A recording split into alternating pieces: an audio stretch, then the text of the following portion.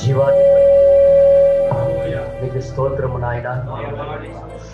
నీ సన్నిధిలోకి మరొక్కసారి మా అందరికి తోడుకొని వచ్చి ఉన్నాం ప్రభా. దాన్ని బట్టి మీకు కృతజ్ఞతాస్తుతులు చెల్లిస్తున్నాం ప్రభా. ఇప్పుడే మీ సన్నిధిలోకి వచ్చినప్పుడే మా బాధలని మేము చెప్పుకోవాలి, మాకేది అవసరమో మీకే మేము అడుక్కోవాలి.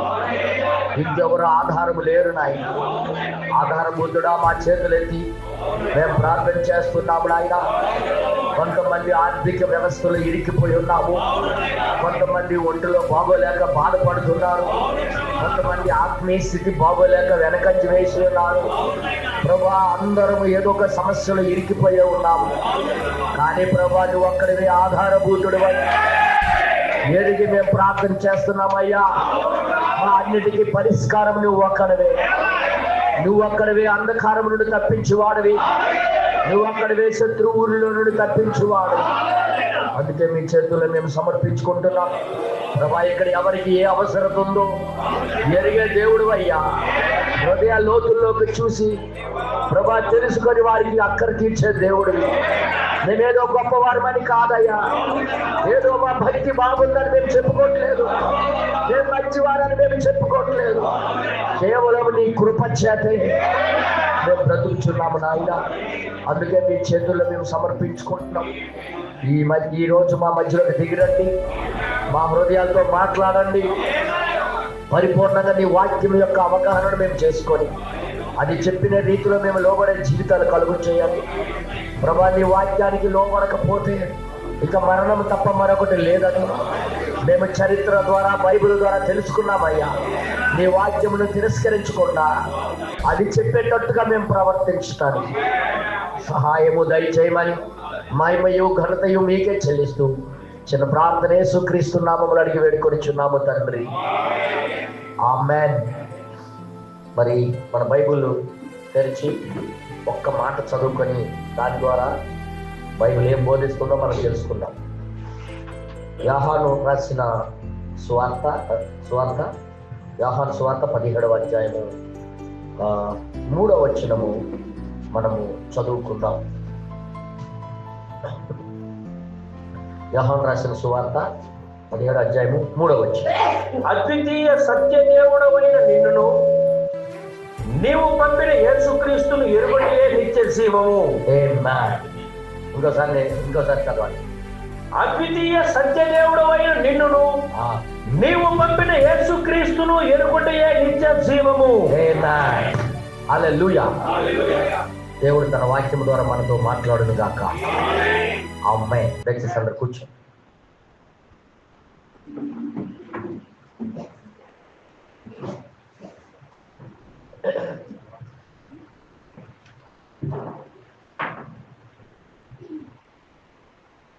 దేవుడి నామానికి మహిమ కలుగును గాక. ఎంతమందికి సంతోషం ఉంది? దేవుడి ఆనందంగా ఉందా? నిజంగా నిన్న దేవుడు మనతో మాట్లాడా? ఎన్నో విషయాలు దేవుడు మనకు సరిచేస్తూనే ఉన్నాడు. దినదినము సహవాసం చేస్తూ వాక్యముతో మనం సహవాసం చేస్తున్నప్పుడే బలముగా ఆత్మీయంగా మనము ముందుకు ఎదగగలం. ఓకేనా? వారానికి ఒక్కసారి దేవుడితో సహవాసం చేయాలని అనుకుంటే నువ్వు ఏమీ ఎదగలేవు. అందుకే బైబిల్ యొక్క రూట్ని అర్థం చేసుకోవడానికి దేవుడు ఈ కాలానికి వెలుగును పంపించి మనకి అవగాహనను ఇస్తున్నాడు. ఈ లోకమంతా క్రైస్తవులందరూ కూడా తప్పిపోవడానికి ఈరోజు నేను చదివిన వాక్యమే క్రైస్తత్వం మొత్తం కూడా రాంగ్ రూట్లోకి వెళ్ళిపోవడానికి. అంటే ఎన్నుకోబడిన వాడు తప్ప మిగతాదంతా ఈ మాటను చూసే వాళ్ళందరూ మేము మంచి వాళ్ళమే బాగున్నాము అనుకుంటున్నారు. ఓకేనా?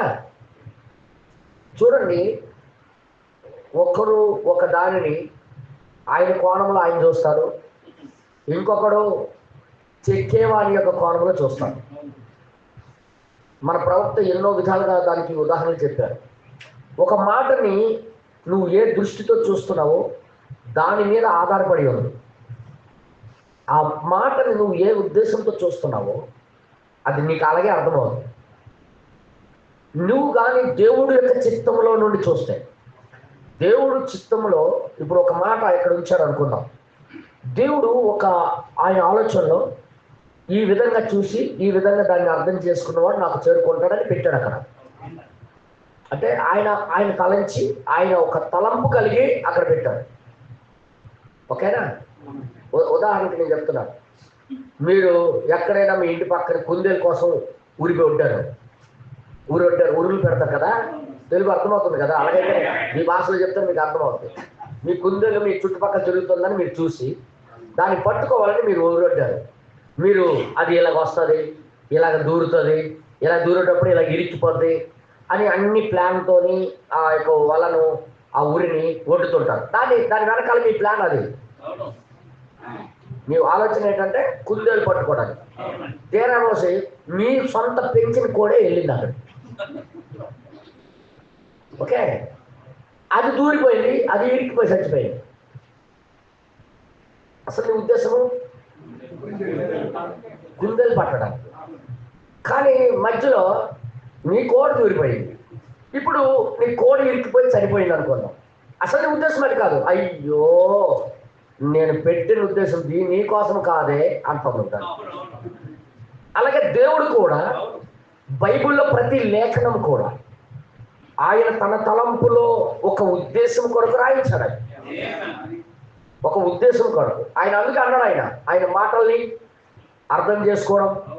నన్ను తిన్నవాడు నిత్య జీవం కలిగిన వాడు, నా రక్తం తాగినవాడు నిత్య జీవం కలిగిన వాడు అనేసరికి ఆయన ఏ ఉద్దేశంతో అంటున్నాడో అవతలో చూడలేదు.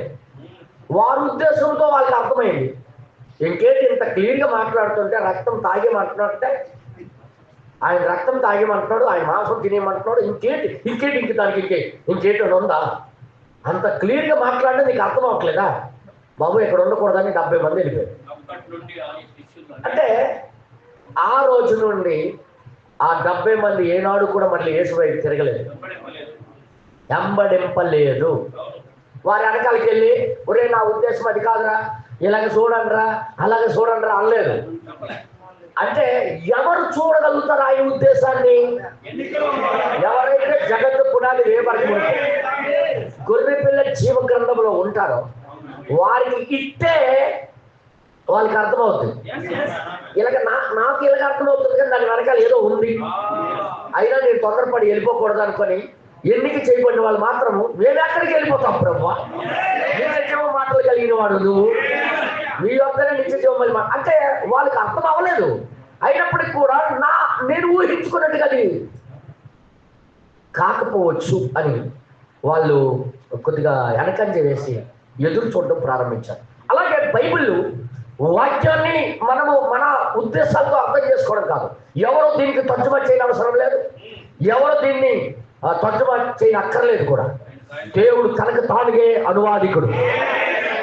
ఆయన ఉద్దేశాన్ని ఆయనే తెలియజేస్తాడు, ఆయనే దాన్ని రుజువుపరుస్తాడు. అందుకే ఈ మాటను బట్టే వీళ్ళందరూ ఈరోజు క్రైస్తవులందరూ ఏమనుకుంటారో తెలుసా? మేము కూడా అంగీకరిస్తున్నాం కదా యేసుప్రభుని, మేము కూడా నమ్ముతున్నాం కదా, మాలో కూడా నిత్య జీవం ఉంది. యేసుప్రభు చెప్పాడు, నన్ను ఎరుగుటయే నిత్య జీవం అన్నాడు. మేము అవన్నీ అబద్ధాలని తెలుసుకున్నాం, విగ్రహాలన్నీ అబద్ధాలని తెలుసుకున్నాం. యేసుప్రభువే దేవుడు అని నాకు అర్థమైంది, ఇంకా నాకు నిత్య జీవం ఉంది, ఇంకేంటి అనుకుంటున్నాడు. ఇప్పుడు అందరూ అదే కదా. మీరు ఏ పాస్టర్కి వెళ్ళి అడగండి, వాళ్ళు యేసుప్రభు ఎరుగుటయే నిత్య జీవం, ఇంకేటయ్యా వాళ్ళ ఉద్దేశంలో మేము ఎరిగాము యేసుప్రభువే దేవుడు. నాలాంటి నేనే మరి దయ్యాలు కూడా యేసుప్రభువే దేవుడు అని ఎరిగాయి కదా, మరి అట్లకే నిత్య జీవం దొరికిపోయిందా? మరి అలాగైతే అంటే నువ్వు అన్నట్టుగా అయితే ఏదో మర్మం ఉంది అక్కడ. ఎరగటము అంటే తెలుసుకోవడము అనేది ఏదో దేవుడు మర్మం దాచాడు. దాని గురించి మీకు ఈరోజు చెప్పాలనుకుంటున్నాను. ఈరోజు మోసపోకండి, నిజంగా నేను చెప్తున్నాను.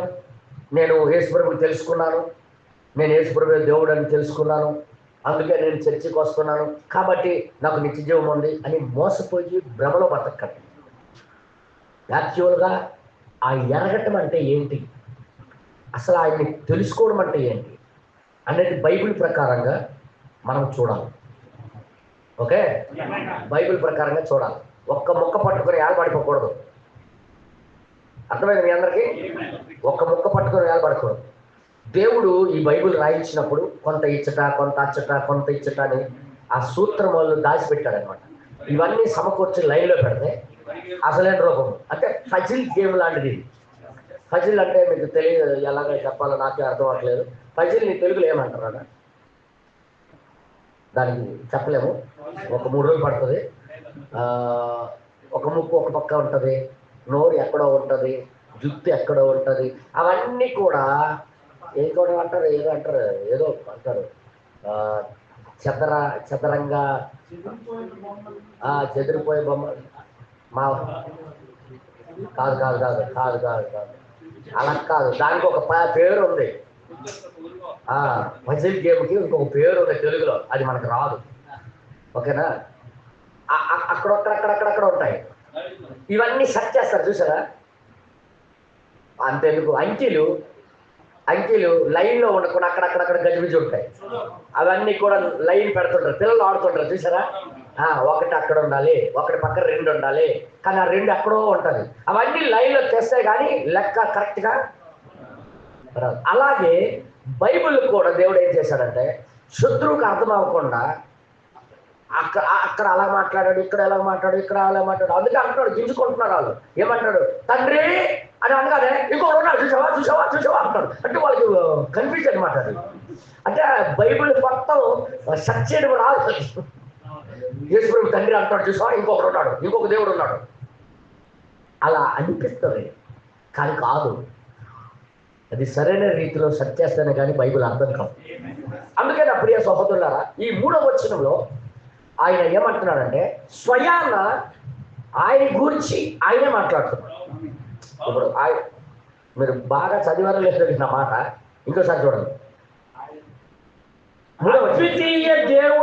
అద్వితీయ సత్య దేవుడవైన నిన్ను. అద్వితీయ అంటే అర్థమేంటి? ఫస్ట్ పాయింట్ నేను చెప్తున్నాను. అద్వితీయ అంటే ద్విత్వము కానివాడు. ద్విత్ అంటే 2 కానివాడు. అసలు 3 ఎలాగ అవుతారు? 2 కాదు, 3 అంటున్నారు. ఇది తప్ప కాదైతే, తప్ప కదా. అంటే అద్వితీయ అంటే 2 కానివాడు అని అర్థం. అసలు దేవుడు 2 కాదన్న, దేవుడు ఒక్కడే. ఓకే, అద్వితీయ సత్య దేవుణ్ణి నిన్నును నీవు పంపిన యేసుక్రీస్తును నువ్వు పంపించిన యేసుక్రీస్తు అంటే ఎవరు? ఆయన గురించే ఆయన మాట్లాడుతున్నాడు. అందుకే బైబిల్ ప్రణాళికను అర్థం చేసుకోవాలి మనం. ఆ దేవుడు ఆత్మగా ఉండేటప్పుడు ఏ రూపం ఉండేది కాదు, ఎవరికి కనబడేవాడు కాదు. దేవుడు ఒక్కడే ఉండేవాడు. ఆయన ఉన్నవాడుగా, ఆత్మరూపిగా, ఆత్మకు ఒక రూపం ఉండదు, కనబడదు, అలా ఉండేవాడు. దేవుడు ఏం చేశాడంటే ఫస్ట్ ఆఫ్ ఆల్ ఆయన ఏమనంటే ఆయనే ఒక ఎలోహిముగా తనంతను తానుగా అవ్వాలనుకున్నాడు. అదే ఫస్ట్ పాల్ లోగస్గా వెలుగుగా ఆయనే ఒక ఆత్మ రూపం నుండి వెలుగు రూపంలోకి కనబడటం ప్రారంభించాడు. ఎప్పుడైతే వెలుగు అయ్యాడో అప్పుడు కనిపించడం ప్రారంభమైంది. అర్థమైంది మీ అందరికి? ఆత్మ కనబడడు, వెలుగు అయిన తర్వాత కనబడ్డాడు. అందుకే సృష్టికి ఆదైన వాడు. ఈ సృష్టి ఇంకా కలగలే. ఇప్పుడు సృష్టికి ఆదివాడు ఎవరంటే లోకస్, అదే క్రీస్తు. లోకస్ ఎవరో కాదు, క్రీస్తు. క్రీస్తు యేసు కాదండి. యేసు మరియమ్మ గర్భం నుండి వచ్చిన బాడీ, మరియమ్మ కడుపులో నుండి వచ్చింది, ఒక శరీరం వచ్చింది. కానీ క్రీస్తు దానికి ముందే ఉన్నాడు. అర్థమవుతుంది మీ అందరికి? క్రీస్తు దానికి ముందే ఉన్నాడు. యేసు వేరు, క్రీస్తు వేరు. ఇంకా కనిపించే ఇంకొక ఇప్పుడు ఈ క్రీస్తు యేసు లోపలికి వచ్చిన తర్వాత యేసు క్రీస్తు అయ్యాడు. అర్థమైంది మీ అందరికి? ఎప్పుడు వచ్చాడు ఆయన? క్రీస్తు శరీరంలోకి వచ్చిన తర్వాత ఆ శరీరంలో నివసించడానికి ఆ దేవుడు లోగస్ అయ్యాడు కదా, లోగస్ అయ్యాడు కదా. ఆ దేవుడు ఆత్మగా ఉన్న దేవుడు లోగస్ అయ్యాడు, వెలుగుగా. ఆ వెలుగై ఉన్న ఆ లోగస్సే, ఆ క్రీస్తే యేసు అనే శరీరంలోకి నివాసం చేయడం. అందుకే ఈయన నా ప్రియకుమారుడు, ఈయనలో నివసిస్తున్నాడు అన్నాడు. ఇప్పుడు దేవుడు ముగ్గురు కాదు, దేవుడు ఒక్కడే. కానీ ఆయన మనుషులకు కనపరచుకోవాలని. మన జ్ఞానేంద్రియాలు కనబడిన దానికే చూడగలుగుతుంది, టచ్ అయిన దానికే తాకగలుగుతుంది, ఏదో వాసన చూసిన దానికే చూడగలుగుతుంది. ఇంకా దానికి మించి చూడగలదు. ఆత్మని ఎలా చూస్తాం? ఆత్మకు వాసన ఉంటుందా? మాట్లాడరేంటి? ఇప్పుడు కళ్ళకి కనబడాలంటే ఏదో వెలుగు అవ్వాలి. ఆ తర్వాత ఒక శరీరంలో ఇప్పుడు యేసు క్రీస్తు అయ్యాడు. ఇప్పుడు యేసు క్రీస్తు ఎందుకు అయ్యాడు? ఆయన ముందే ప్లాన్ తీసుకున్నాడు. ఆయన నేను మానవులకు సృజిస్తాను, మానవుడు పాపంలో పడిపోతాడు, వారికి రక్షించడానికి నేనే ఈ లోకస్గా ఉన్న నేను క్రీస్తు యేసుగా వెళ్ళి వాళ్ళకి కనబడి వాళ్ళ మధ్యలో తిరిగి వాళ్ళ కోసం వాళ్ళు చేసిన పాపానికి వెల ఇస్తానని జగత్తు పునాది వేయబడక మునిపే ఆయన హార్డ్ డిస్క్ లో ఆయన ప్లాన్ అయిపోయింది. ఓకేనా? దయచేసి వినండి. ఎందుకంటే ఈ మాట నేను చదువుతున్నాను. ఈ మాట ఈ రోజు మనందరికి కుదిపేస్తాను. నాకు తెలుసు ఈ విషయం. ఈ ఒక్క మాటే ఈ రోజు మనందరికి ఊపుతుందని నేను నమ్ముతున్నాను. ఇప్పుడు ఈ యేసుక్రీస్తు ఏమంటున్నాడంటే ఇప్పుడు వచ్చి ప్రజలతో మాట్లాడటం ప్రారంభించాడు. ఓకేనా? అందుకే ఏమంటున్నాడంటే నువ్వు పంపిన యేసుక్రీస్తును, యేసు అనలేదు, యేసుకు అంతం ఉంది, క్రీస్తుకు అంతం లేదు. బైబిల్ రాయబడింది, తల్లి గర్భంలో పుట్టిన వాడు అందరికి కూడా కొద్ది రోజులు మాత్రమే బ్రతుకుతాడు. ఏది బతికి తల్లి గర్భంలో ఏది వచ్చింది? యేసు. అందుకే చనిపోవలసి వచ్చింది, అందుకే చావలసి వచ్చింది. తల్లి గర్భంలో నుండి వచ్చింది ఏదైనా కొద్ది రోజులే ఉంటుంది. అలాగే యేసు ప్రభు చనిపోయి 33 సంవత్సరాల తర్వాత. కానీ క్రీస్తు మాత్రం అలాంటోడు కాదు. ఆయన తల్లి గర్భము నుండి రాలే, ఆయన పలుకుబడిన మాట, దేవుడు పలికిన మాట, దానికి అందం లేదు. అందుకే ఇప్పుడు చెప్పండి, మోషే ఎవరికి నమ్మాడు? యేసు అక్కడ ఉన్నాడు అయితే అప్పుడు లేదు, తర్వాత వచ్చాడు. యేసుకి ఆది ఉంది, అంతం ఉంది. కానీ క్రీస్తుకు మాత్రం ఆది లేదు, అంతం లేదు. అందుకే అర్థం అవ్వట్లేదు జనాలకి. ఇదిగో అందుకన్నాడు ఆయన, నేను ఇప్పుడు మరలా నా తండ్రి దగ్గరికి వెళ్ళిపోతానంటే, తండ్రి దగ్గర ఇంకొక నాన్న ఉన్నాడా అనుకుంటాను. తండ్రి ఒకప్పుడు ఎలాగున్నాడంటే లోకస్, వెలుగు. అర్థమైంది మీ అందరికి? మరలా నేను వెలుగుగా అయిపోతున్నా మళ్ళీ. అందుకే దమస్కు మార్గమున ఆ యేసే ఆ రూపంగా మళ్ళీ వెళ్ళిపోయాడు ఆయన. ఎంతమందికి అర్థమవుతుంది? ఇప్పుడు దమస్కు దమస్కు మార్గంలో సౌలు వెళ్తున్నాడు చెప్పడానికి క్రైస్తవులకి. అప్పుడు ఎలా కనిపించాడు దేవుడు? ఒక వెలుగు. ఆ వెలుగు ఇంతకు ముందు మోసే కాలంలో అది చెప్పండి అగ్ని సమముగాను, అట్లా అర్థమైంది మీ అందరికి. ఆ వెలుగే మోసే టైంలోని వెలుగుగాను, దానికి ముందు కాలంలో ఆది కాలంలో సృష్టించినప్పుడు ఆ వెలుగుగానే మీరు వెలుగు. అందుకే దేవుడు ఫస్ట్ ఏం రాశాడంటే ఆది కాండం 1వ వచనమే ఒక పెద్ద మర్మం. ఆది అందు దేవుడు భూమి ఆకాశమును సృజించాడు అంతేనా? ఫస్ట్ డైలాగ్ ఏంటమ్మా? మీకు ఒకసారి అందుకే చెప్తున్నాను నేను. అందుకే చూడండి ఒకసారి చూడండి ఆది కాండం 1వ వచనం చూడండి. ఇదంతా చదివిన తర్వాత మీకు అసలైన పాఠంలోకి తీసుకుని వెళ్తాను. ఎందుకంటే ఇది మనకి కన్ఫ్యూజ్గా ఉండకూడదు, మనకంటూ క్లారిటీ ఉండాలి. ఓకే, ఆది కాండం 1వ అధ్యాయము 2వ వచనం. దేవుడు భూమి ఆకాశములను సృజించెను, భూమి నిరాకారముగాను శూన్యముగాను ఉండెను. భూమి నిరాకారంగాను శూన్యముగాను ఉండెను. అది అక్కడ చీకట్లో తిరుగుతుంది. ఓకే, నెక్స్ట్ తర్వాత చీకటి అగాధ జలముల పైన కమ్మి ఉండెను. ఓకే, 3వ వచనం. దేవుని ఆత్మ జలముల పైన అల్లాడుచుండెను. ఆత్మ అల్లాడుతుంది, జలములపై అల్లాడుచున్నది. అయితే దేవుడు వెలుగు కమ్మని పలుకగా వెలుగు కలిగెను.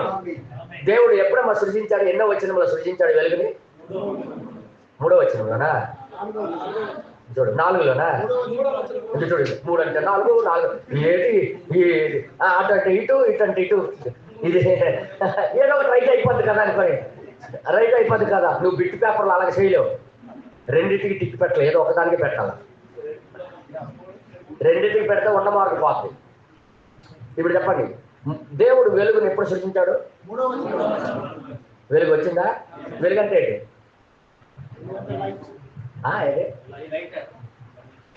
మీరు కరెక్ట్గా చెప్పట్లేదు. వెలుగు అంటే ఏంటి? మీ మైండ్కి వచ్చింది చెప్పండి రా. ఏమనుకుంటున్నారు వెలుగు అంటే? నువ్వు 1వ 3వ వచనంలోనే ఆగిపోతే బైబిల్ మొత్తం మీకు అడిగాడు. అసలు నాకు మీరు చెప్పండి, ఈ వెలుగు అంటే ఏంటి?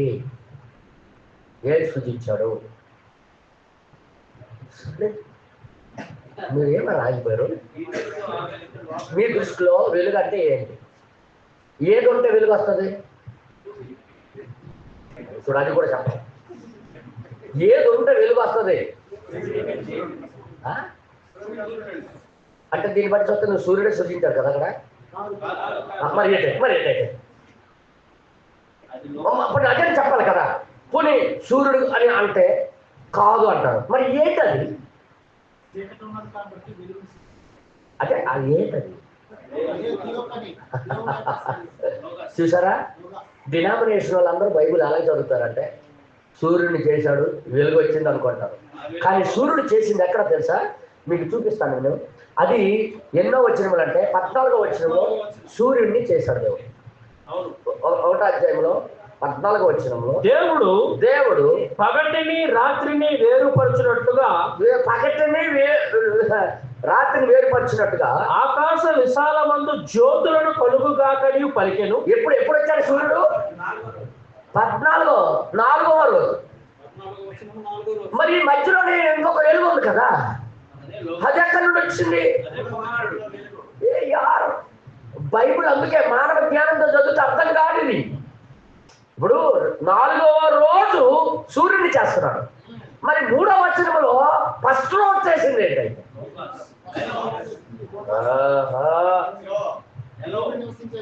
చూసారా, మన బుర్రలకి ఎవడు చెప్పలేదు ఇంతకాలం. దేవుడు కృప చేత 7వ దూత వచ్చిన తర్వాత దైవ మర్మాలన్నీ బోధించాడు ఆయన. ఆ లోగస్ అనే వెలుగే కుమారుడే అన్నిటికీ చక్కదిద్దుతున్నాడు.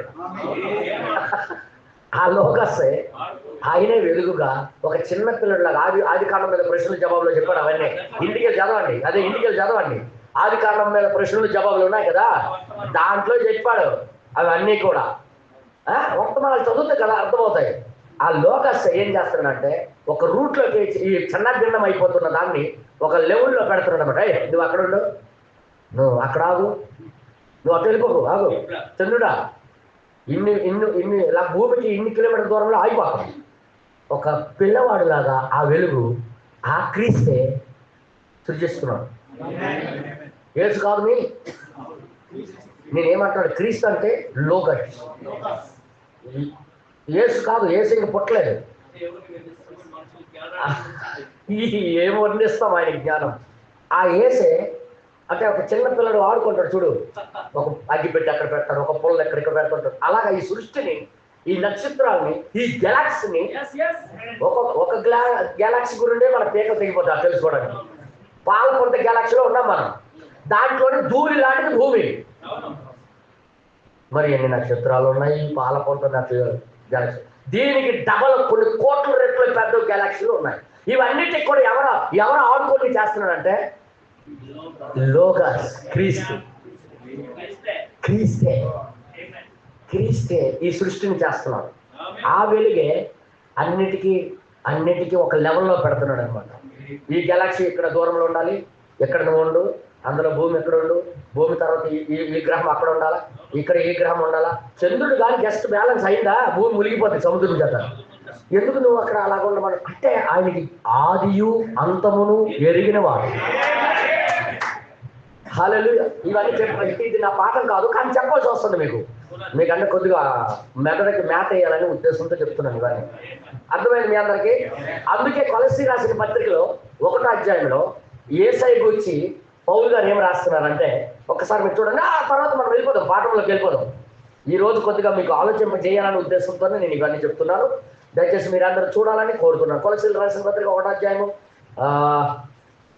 యేసయ్య గురించి ఆయన ఏమంటున్నాడు చూడండి. ఈ క్రీస్తు గురుసుము ఏమంటున్నాడు చూడండి. ఆయన అదృశ్య దేవుని స్వరూపి అయి, ఆయనే అదృశ్య అంటే కనబడకపోయిన దేవుని యొక్క స్వరూపం ఎవరంటే 15వ వచనం క్రీస్తే. అంటే 17వ వచనం నుండి చదివితే సర్వ సృష్టికి ఆది సంభూతుడై ఉన్నాడు. అంటే ఆయన ముందు అయ్యాడనమాట.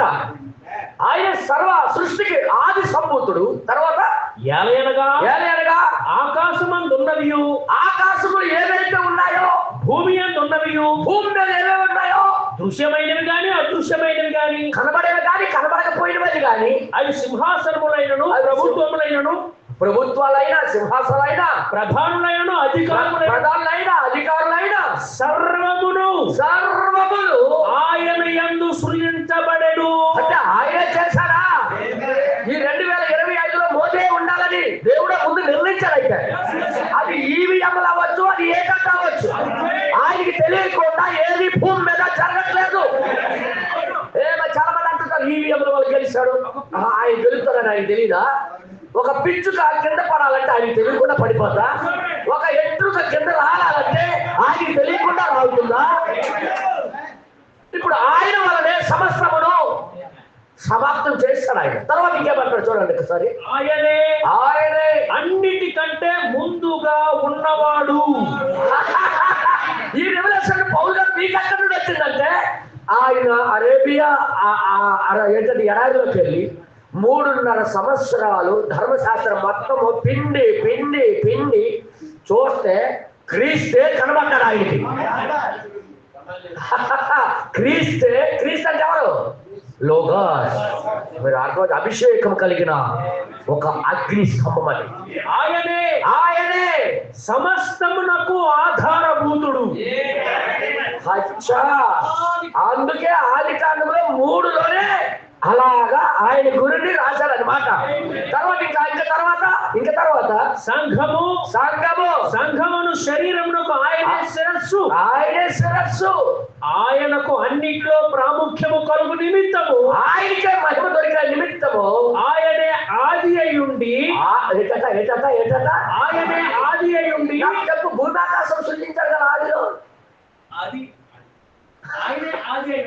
ఫస్ట్ ఆది ఆయనే. అందుకే ఆదియు అంతము నేనే అన్నాడు ఆయన. క్రీస్తమే, యేసు కాదు. యేసు అంటే శరీరం, క్రీస్తు అంటే ఒక అగ్ని, లోగస్, అగ్ని స్తంభం. ఆ అగ్ని స్తంభమే మోషే వెంబడించిందా? ఆ అగ్ని స్తంభమే మోషే నడిపించిందా? ఇశ్రాయేలుకి నడిపించింది ఎవరు? అందుకే ఈ కాలంలో ప్రవక్త మీదకి ఎవరు వచ్చారు తెలుసా? ఈ ఈ ఈ అగ్ని స్తంభము మరలా అదే లోగస్ నిరూపించడానికి, ఇదిగో కరెక్ట్ అయిన బోధ తీసుకుని వెళ్ళి నీతో నేనున్నానని ఆయన నిరూపించుకున్నాడు. హల్లెలూయా. సరే సరే సరే సరే నేను మీకు ఎందుకు ఇవన్నీ చెప్తున్నానంటే, ఆయన లేకుండా ఏది కలగలేదు. ఆయన నిమిత్తమే సమస్తము చేసుకున్నాడు. అంటే ఒక పిల్లోడిలాగా తన కోసమే ఆయన ఎలాగ ఆడుకుంటుంటాడో అలాగా ఈ సృష్టితో ఆడుకున్నోడితో మనిషి ఎగటాలి. మీకు తెలుసా, మన గెలాక్సీ దాటడానికి కొన్ని లక్షల కాంతి సంవత్సరం పడుతుంది. కాంతి సంవత్సరాలు మామూలు సంవత్సరాలు కాదు. మీకు తెలియదు కదా కాంతి సంవత్సరం అంటే దేనికి అంటారు. మామూలు సంవత్సరాలు అంటే ఒక సంవత్సరానికి 365 రోజులు ఒక సంవత్సరం అవుతుంది. కానీ కాంతి సంవత్సరం అంటే లైట్ ప్రయాణం చేసినంత స్పీడ్, వేగము. కాంతి సూర్యుడి నుండి ఇక్కడికి ఎన్ని సెకండ్స్కి వస్తుంది లైటింగ్? ఇప్పుడు నది సగలగా వామ్మో, ఇది 8 నిమిషాలు కరెక్ట్. సూర్యుడికి ఇక్కడికి కాంతి రావడానికి 8 నిమిషాలు.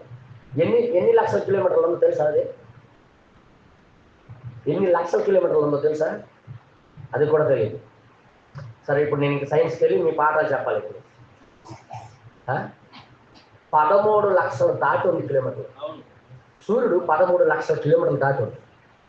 13 లక్షలు దాటి కిలోమీటర్లు 8 నిమిషాలు పడుతుందంటే ఆ కాంతి ఇక్కడికి రావడానికి. అది ఎంత స్పీడ్గా ప్రయాణం చేయాలి కాంతి? అంత స్పీడ్గా ప్రయాణం చేసిన సంవత్సరాలు ఈ పాలకొండ దాటడానికి దగ్గరే 150 కాంతి సంవత్సరాలు పడుతుంది. కాంతి మామూలు సంవత్సరాలు 150 కాంతి సంవత్సరం. కాంతి వేగంతో వెళ్తే 150 కాంతి సంవత్సరాలు పడుతుంది. మనం బతికింది 65 సంవత్సరాలు. 100 సంవత్సరమే దాటము. ఇంకా కాంతి సంవత్సరాలకే అంత సీన్ లేదు మనిషికి. ఒక్క దీనిని దాటడానికి అంత గొప్ప దేవుడు మనం ఆరాధన చేసుకుంటున్నాం. అంత గొప్ప దేవుడు తన మనసును మనతో పంచుకుంటున్నాడు అంటే ఎంత గొప్ప ధన్యత మనకు ఉన్నది. సరే నేను అటుపక్క వెళ్తే మీరు అందరూ చల్లబడిపోతారు, ఎందుకంటే సైన్స్ మీకు అర్థం కాదు కాబట్టి నేను వదిలేస్తున్నాను అటు. ఇప్పుడు అర్థమైపోయింది కదా, ఆ ఆది కాలంలో 3వ వచనంలో తయారు చేయబడిన వెలుగు లోగస్ అయి ఉన్నదని. ఆయనే అన్నిటికీ ఈ చండాలంగా వెళ్ళిపోతున్న దానికి తిన్నగా పెడుతున్నాడని, అన్నిటికీ లెవెల్లో తెస్తున్నాడని అర్థమైంది మీ అందరికీ. ఆ తర్వాత 4వ రోజు సూర్యుడు చేయబడి వెలుగు రాత్రి పగలు చేశాడు. అప్పుడు సూర్యుడు వచ్చాడు. ఈ మధ్యలో సూర్యుడు ఎక్కడైనా తిరుగుతున్నాడు. అర్థమైంది మీ అందరికీ. లెవుల్లో తెచ్చాడు 4వ రోజు అంటే మన క్రీస్తు. అందుకే పౌలు గారు రాస్తున్నప్పుడు మోషే ఎవరిని నమ్మాడు అంటే హెబ్రీ రాసిన పత్రిక 11వ అధ్యాయము 23-24 వచనాల్లో యెహోవా అనగాడు కాదు, యెహోవాయే క్రీస్తు ఎంచుకున్నాడు. ఎవరి నింద? యెహోవాని అన్నాడు కదా. మోషే యెహోవాని అన్నాడు కదా. యెహోవా అంటే ఎవరో కాదు, క్రీస్తే. అర్థమైంది మీ అందరికీ. అందుకే నేను నా తండ్రి యొద్దకు వెళ్తున్నాను అన్నాడు ఆయన. తండ్రి అంటే ఆ పాత నిబంధనలో యెహోవా అంటే ఎవరో కాదు, క్రీస్తే. మరలా నేను వెలుగుగా మారుతాను. ఇదంతా పెద్ద ప్రణాళికలండి, మీకు ఇవన్నీ చెప్పదలుచుకోవట్లేదు. అసలు పాయింట్ నేను ఎక్కడ ఆపాలనుకుంటున్నానంటే, యేసుక్రీస్తును ఎరుగుటయే నిత్య జీవము. ఇప్పుడు ఈ మాట బట్టే కదా డినామినేషన్ అందరూ మేము ఉన్నాం అనుకుంటున్నారు. హలో చెప్పండి కదా, చర్చికి వెళ్ళే అందరూ ఏ మాట బట్టి బాగున్నాం అనుకుంటున్నారు? మేము నమ్ముతున్నాం. మాకు నిత్య జీవము అంటే దేవుని యొక్క జీవం, దేవుని లోపల ఉన్న భాగం, అదే పరిశుద్ధాత్మ. పరిశుద్ధాత్మకే నిత్య జీవము అంటారు. వర్తమాన చదివిన వాళ్ళందరికీ తెలుస్తుంది నిత్య జీవం అనగా ఏంటి. పరిశుద్ధాత్మ. పరిశుద్ధాత్మ ఎవరు? దేవుడు ఆత్మ. దేవుడు ఆత్మయే నిత్య జీవం. ఇప్పుడు ఎవరిలో నిత్య జీవం ఉంటుంది? ఆయన్ని ఎరుగుని వాళ్ళకి. ఆయన ఎరుగుంటే నిత్య జీవం. ఇప్పుడు వీళ్ళకి ఎలాగ అర్థమవుతుంది? అది ఇది ఎలాగ అర్థమవుతుంది? ప్రతి ఒక్కరు ఏం అర్థం చేసుకుంటాడు? నేను కూడా యేసుప్రభు తెలుసుకున్నాను, యేసుప్రభే దేవుడు అని, వేరే దేవుడు లేడని నేను తెలుసుకున్నాను కాబట్టి నాకు నిత్యం దొరికిపోయినట్టే అని ఒక పాస్టర్ అలాగే అంటున్నాడు నాతో. ఒరే నాయన, అలాగైతే దయ్యాలు కూడా ఎరిగాయి కదా, వాటికి నిత్యం దొరికిపోయిందంటే అవి వేరు నేను వేరు అంటున్నాడు. వాళ్ళకి రెవల్యూషన్ లేదు, ప్రత్యక్షత లేదు. ఎరుగుట్ట అంటే ఒక్కసారి ఈరోజు ప్రతి ఒక్కరిని మనం దాని గురించి ఆలోచించాలి. ఎరగటము అంటే ఏంటి, ఎరుగుట్ట అంటే ఏంటి? నేను నిజం చెప్తున్నాను. ఎరగటము అంటే ఎవరో చెప్పిన సాక్ష్యాన్ని బట్టి ఎరగడం కాదు.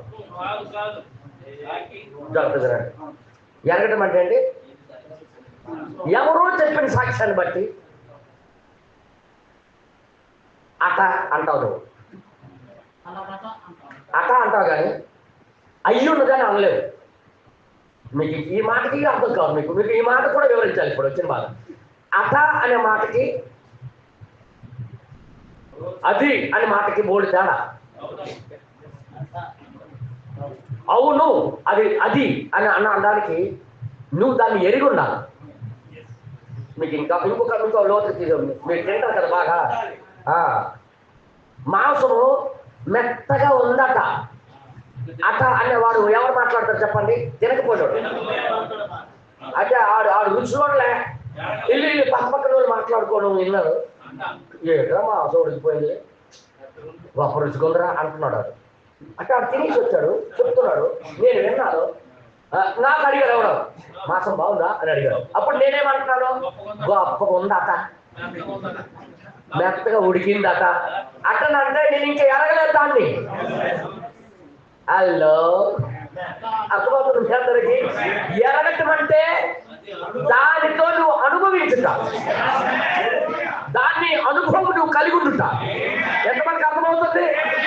ఎరగటం అంటే క్రీస్తు యొక్క అనుభూతి నువ్వు వ్యక్తిగతంగా నువ్వు ఎరిగితేనే నువ్వు నిజమైన సాక్షి. అలాగా అయినంత వరకు క్రీస్తు కోసం మాట్లాడే హక్కు ఎవరికి లేదు. నీ వ్యక్తిగతంగా అనుభవపూర్వకంగా క్రీస్తుని నువ్వు అనుభవించినంత వరకు నువ్వు క్రీస్తు కోసం కానీ ఈ వర్తమానం కోసం కానీ మాట్లాడే హక్కు ఎవరికి లేదు.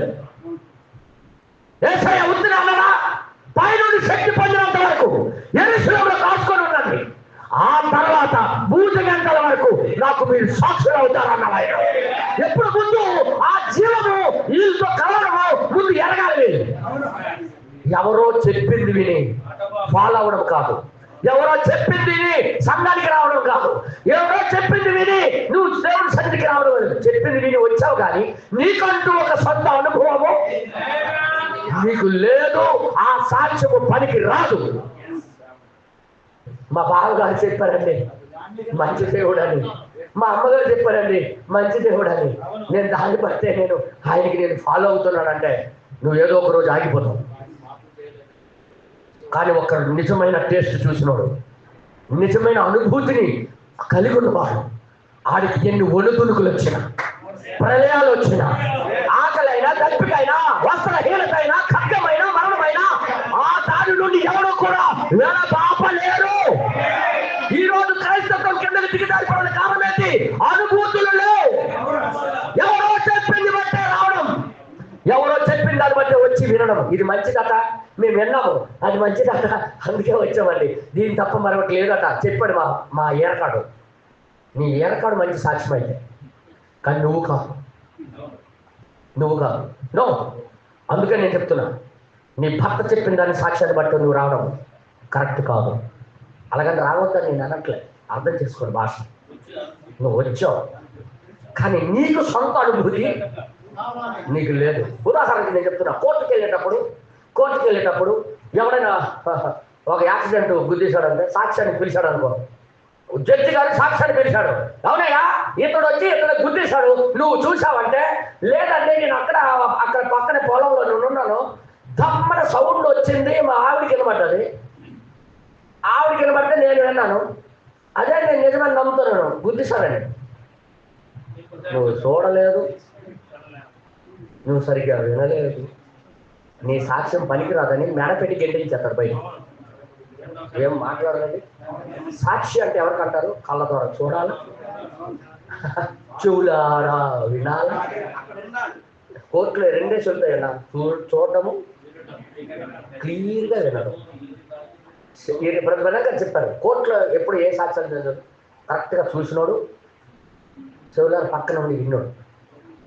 అంతేగాని ఆ యాక్సిడెంట్లో ఎవడో గుద్దేస్తే ఎవడో చెప్పిన దాన్ని బట్టి నేను సాక్షిగా నిలబడతానంటే అక్కడ ఎలాంటి వాళ్ళు ఉన్నారు తెలుసా? అక్కడ కిరికిర్లు లాయర్ ఎలాంటి తెలుసా? ఆ యాక్సిడెంట్ అయినప్పుడు నువ్వు అక్కడ ఏం చేస్తావు అని అడుగుతావు. చెప్పిన దాన్ని బట్టి వచ్చి అక్కడ ఏడు చెప్పాలో నీకు అర్థం కాదు, అవుతావు అనమాట. అదే నిజంగా చూసినోడైతే అక్కడ ఏం చేస్తున్నాడో ఎందుకున్నాడో చెప్తాడు.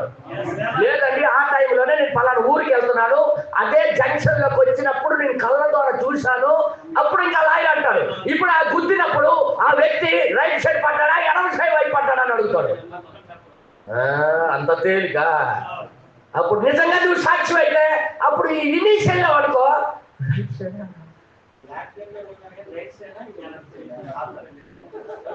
అంటే ఇనేషియల్ వాడు సాక్ష్యాలు తారుమారుగా ఉంటాయి. కానీ అనుభూతి చెందిన వాడైతే, అక్కడ అనుభవించిన వాడైతే ఖచ్చితంగా ఆడు తుల్లిపోయి అప్పారావు అన్నాడు అటు పడిపోయాడు, సుబ్బారావు అన్నాడు ఇటు పడ్డాడు. అప్పుడు ఆ పోలీసులు రాసింది కూడా అప్పారావు గీతగా రైట్ సైడ్ పడ్డాడు, సుబ్బారావు గీతకి లెఫ్ట్ సైడ్ పడ్డాడు. ఎవరికి ఎక్కడ దెబ్బలుతాయి ఆ టైంలోని నువ్వు ఎంత దూరంలో ఉన్నావు అని అడుగుతాడు. ఇంకా అదొకటి. అంటే చూసినోడైతే నేను రమారామి ఎంతో దూరం ఉండొచ్చు అంటాడు. రమారామి అంత దూరం ఉండదు. కానీ చూడకపోయినోడు ఈనేసి వెళ్ళినోడు అలా డబ్బులు తినేసి కక్కుర్తి ఏదో ఎవడో ఇస్తాడని చెప్పినోడు చెప్పడానికి వెళ్ళినోడు ఏమంటాడు తెలుసా? అక్కడ ఏమనండి మర్చిపోయాడు.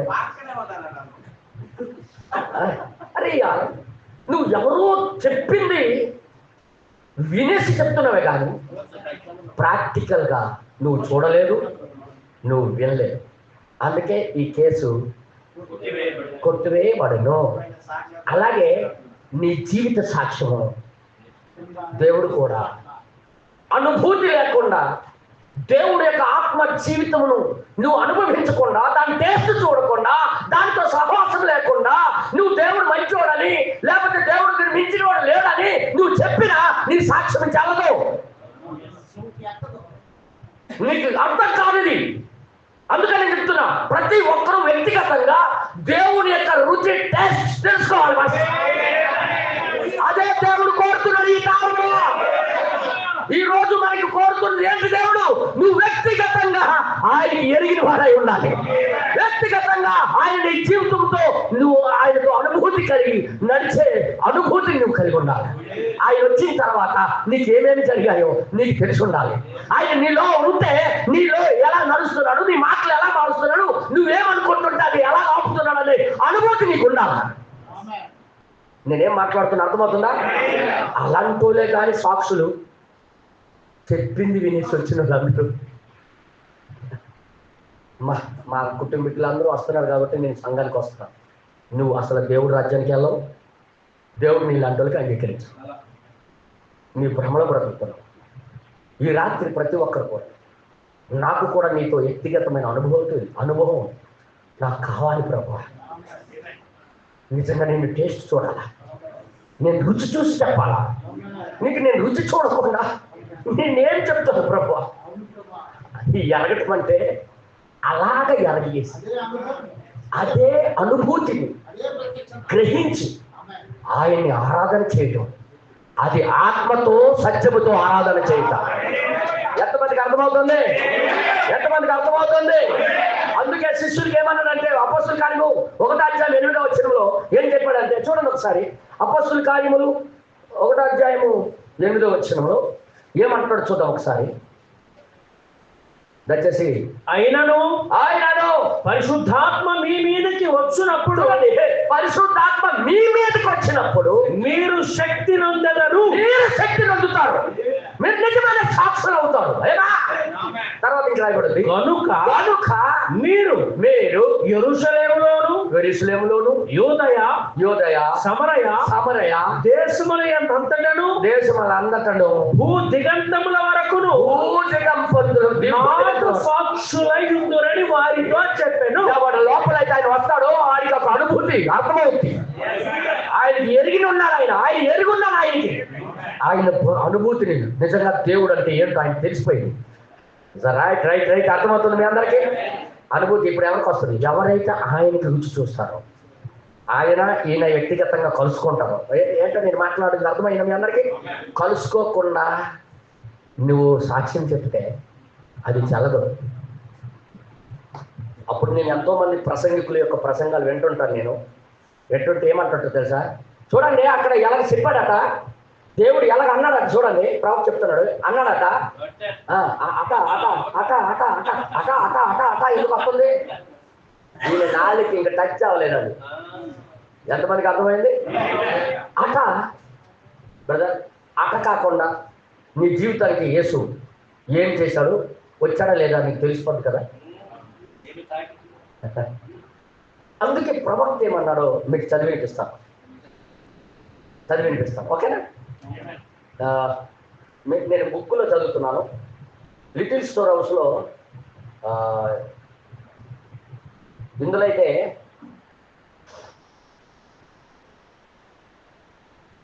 42వ పేర, లిటిల్ స్టోర్ హౌస్లో అయితే 17వ పేర కానీ 16వ పేర అయి ఉండొచ్చేమో, నాకు తెలీదు. ఒకసారి మీరు చూడాలని కోరుతున్నాను. సాక్షులు 56 58 53 5వ నెల 5 ఏప్రిల్ 5లో బోధించారు. సాక్షుగా వెళ్ళటానికి ముందు పరిశుద్ధాత్మ యొక్క అర్హతను పొందుటకు యేసు ఇక్కడ ఆయన యొక్క అపోస్తులైన నియమిస్తున్నారు. ముందు ఏం పొందుకోవాలట? పరిశుద్ధాత్మను. దాలియానా ఏం నిద్ర వస్తుందా? లేదు, ఈ అనుభూతులు రావాలి ఇప్పుడు మనం. ఓకే, 47 ఇక్కడ 42వ పేర. ఇక్కడ ఏమంటాడు? ఇప్పుడు 43 చదువుతున్నాను. ఇప్పుడు న్యాయస్థానంలో ఒక సాక్షికి ఏదో ఒకటి తెలిసి ఉండవలేను. ఏదో ఒకటి ఖచ్చితంగా తెలిసి ఉండాలి ఆ సాక్షిని చెప్పాలంటే. ఓకే, తర్వాత ఎవరో ఒకరు లోనికి వచ్చి మరి ఒక సాక్షిగా ఉండలేరు. ఎవరంటే ఎవరు, ఆడంటే వాడు లోనికి వచ్చి సాక్షిగా ఉండలేరు. రైట్? ఇప్పుడు జరిగిన గోమలక్ష్మపురంలో ఇర్మియా వెళ్ళి సాక్ష్యం చెప్పేస్తాడంటే అవతల పక్క బతుకుతున్నాడు. ఆయన పని చేయదు. అది అక్కడ గోమలక్ష్మపురంలో బతికినోడే ఉండి చూస్తున్నారు. తర్వాత ఇక్కడ ఏమంటారు చూడండి, అది ఎవరో ఒకరు ఏదో కార్యము తెలిసిన వారై ఉండాలి. ఖచ్చితంగా తెలిసిన వారై ఉండాలా. ఎరగటం అంటే తెలిసి ఉండుట. తర్వాత ఇంకా రాయబడింది, మరియు ప్రభు కొరకు నువ్వు సాక్ష్యం ఇచ్చినప్పుడు అది ఆ విధముగానే ఉన్నది. ఖచ్చితంగా అలాగే ఉన్నది. అది ఎరిగి ఉండాలా. నన్ను ఎరిగిన వాడు నిశ్చిత వాడు. ఖచ్చితంగా నువ్వు ఎరిగి ఉండాలా. ఎవడు పడితే వాడు సాక్షిగా ఉండడానికి వీల్లేదు. తర్వాత ఏదైనా ఒక కార్యము తెలుసుకొనిన ఎవరైనా ఒకరిగానే ఉండవలెను. ఖచ్చితంగా దానికి తెలుసుకునే వాడిగా ఉండాలి. తర్వాత కావునే యేసు ఆలోచించే దీన్ని చెప్పాడు. అది ఏదనగా, అది ఏంటంటే వారే ఆయనకు సాక్షులుగా ఉండడానికి ముందు ఆయనకి సాక్షిగా ఉండడానికి ముందు శిష్యులకి ఏం చేస్తున్నాడు ఆయన? వారు పైనుండి శక్తి పొందుకునే వరకు యెరూషలేములోనే వేచి ఉండవలెను. ఖచ్చితంగా ముందు వీళ్ళు ఎరగాలి. అదే కదా నిత్యజీవం ఉన్నదాన్ని రుజువు. నిత్యజీవం అంటే పరిశుద్ధాత్మ. మీకు అర్థమవుతుందా? పోనీ అమ్మ అర్థమవుతుందా? Okay, next. తరువాతే వారు ప్రపంచమంతటా యెరూషలేములో, యూదయ, సమరయలో మరి భూదిగంతములో సాక్షులుగా ఉండేదారు. తర్వాత ఇంకా రాయబడింది, న్యాయస్థానములలో 2 రకాలైన సాక్ష్యాలు చెల్లును. 2 రకాల సాక్ష్యాలు చెల్లుతాయి కోర్టులో. అవి కన్ను లేదా చెవి. కన్ను. ఇప్పుడు మీరు కనుక ఒక గదిలో కూర్చొని మరి ఒక అద్దములో నుండి ఒక ప్రమాదమును చూసిన ఎడల, అద్దములో నుండి ప్రమాదమును చూస్తే మీ సాక్ష్యము, మీ మాట చెల్లదు. అర్థంలో చూస్తే పనిచేయదు. నువ్వు చూడాలి దానికి డైరెక్ట్గా. దానికి అర్థంలో చూడటం కాదు, ఎవరో చెప్పింది చూడటం కాదు, నువ్వే చూడాలా. తర్వాత ఎందుకంటే మీరు ఒక అద్దములో నుండి చూచుచున్నారు. మీరు ఒక సాక్షిగా ఉండడానికి ముందు మీరు దేన్ని గూర్చి మాట్లాడుచున్నారో నిజంగా తెలియడానికి ముందుగా నువ్వు తెలియడానికి సరిగ్గా మీరు అక్కడ సమీపంలోనే ఉండవలను. దాని దగ్గరలోనే ఉండాలి నువ్వు, దాని సాక్షిగా ఉండడానికి. ఓకే, నెక్స్ట్ తర్వాత న్యాయస్థానంలో ఒక తీవ్రమైన విచారణలో మీరు తీర్పు జరుగుతున్నప్పుడు మీరు సాక్షిగా ఉండడానికి ముందు మీరు దానిని విని ఉండవలను లేదా దానిని చూడాలి. వినాలి లేదా చూడాలి, రెండు జరగాలి. ఇప్పుడు నేను అడుగుతున్నా క్వశ్చన్, ఇప్పుడు దేవుణ్ణి నువ్వు ఎరిగావా అంటే ఒకసారి ఆలోచించుకోవాలి. ఖచ్చితంగా నువ్వు దాన్ని చూడాలా, నీ జీవితంలో ఆయన్ని నువ్వు చూడాలా, నువ్వు ఆయన అనుభవించాలి, అప్పుడు చెప్పు. అందుకే ఈరోజు క్రైస్తవులు తప్పుతో పట్టడానికి కారణం ఏంటి చెప్పనా? వాళ్ళ జీవితాల్లో చూడలేదు, ఆయనకి తాకలేదు. ఈ లోకంలో ఎవరు చూస్తున్నారు అంటే ఇప్పుడు డూప్లికేట్ క్రైస్తవులకే చూస్తున్నారు. యేసుప్రభుకి తెలుసు అంటున్నారు, ఈ జీవితాలు చూస్తే ఇంకొకలాగా ఉంది. టచ్ చేసామంటున్నారు, ఏ టచ్ లేదు, ఏటి లేదు. ఇదేంటిది? ఇప్పుడు ఈ తప్పు వాళ్ళకే చూపిస్తారు ఈ దయ్యం.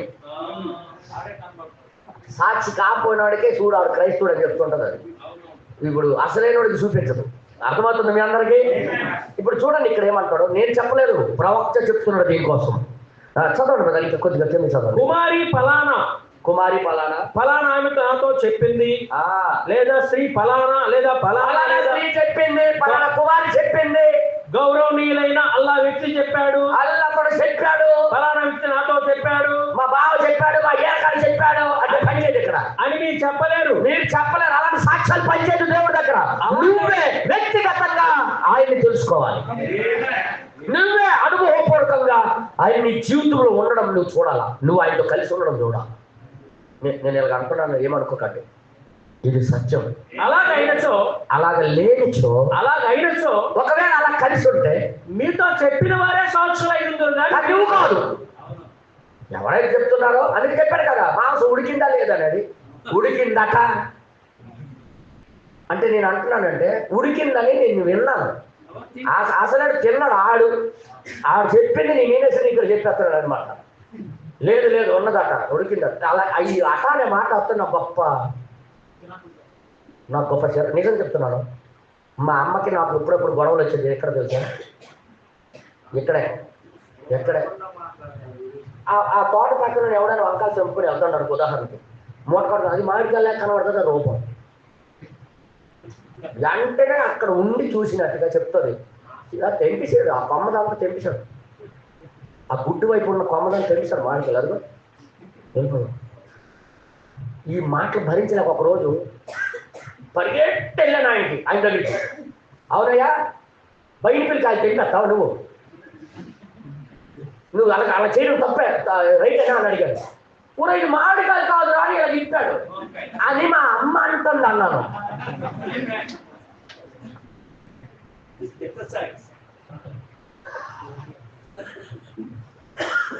ఊహించి చెప్పడాలు చూసి చెప్పడానికి బోల్డ్ తేడా. అర్థమవుతుందమ్మా? అసలు ఆడి వంకాయలు వాళ్ళ గుడ్లో తెంపుకొని కూరకు తీసుకెళ్తాడు పాపం. ఉదయం నుండి సాయంత్రం వరకు పశువులు కాసుకొని సాయంత్రం కూరకు పని చేస్తుందని వంకాయలు తీసుకెళ్తే బగిన కాయలు కింద పలా బగిన కాయలు తెంపేశాడు ఆడు. చూసినట్టుగా నాకు మండిపోయి పరిగెట్టి వెళ్ళి అడిగిస్తున్నాను. మా అమ్మ నువ్వు అటు పక్క వెళ్ళావాట, నువ్వు తెంపేసావాట అంటుంది అన్న. నాకేడు బుర్ర లేదురా, నాకు బుద్ధి లేదా?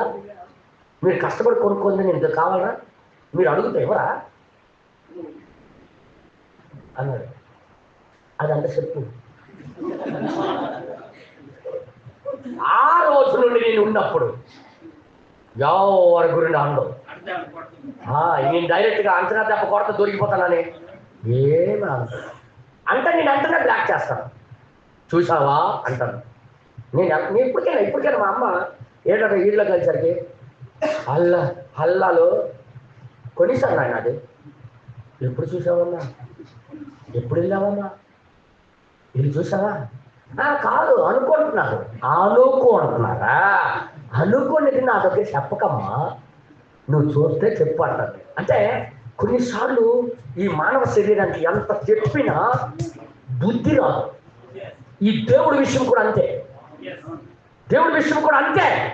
ఒరే నువ్వు రుచి చూడకుండా దీని గురించి మాట్లాడరా బాబు అంటే రుచి చూడకుండానే మాట్లాడు. కావున పరిశుద్ధాత్మ వలన తప్ప ఏ మనుష్యుడు క్రీస్తు యొక్క పునరుద్ధానమునకు ఖచ్చితమైన సాక్షిగా ఉన్నాడు. పరిశుద్ధాత్మ ఒక మనుషులకు వస్తేనే కానీ ఆ పునరుద్ధానము యేసు జరిగాడు అని చెప్పడానికి ధైర్యం చాలదు. యేసు లేచాడంటే ఎక్కడో ఉన్నాడని అడుగుతాడు. నా లోపల ఉన్నాడంటే ఏంటి మరి ఆ జీవితం ఏది? ఏంటి నీ జీవితం అంటే ఎవరో చెప్పింది విని మాట్లాడుతున్నావే కానీ నువ్వు కలిగి లేవు. నేనేం మాట్లాడుతున్నా అర్థం చేసుకోండి. చూసి చెప్పడం వేరు, అనుభవించి చెప్పడం. బైబిల్లో ఏ భక్తుడు కూడా వాళ్ళు చూసి చెప్పలేదు, అనుభవించి చెప్పారు.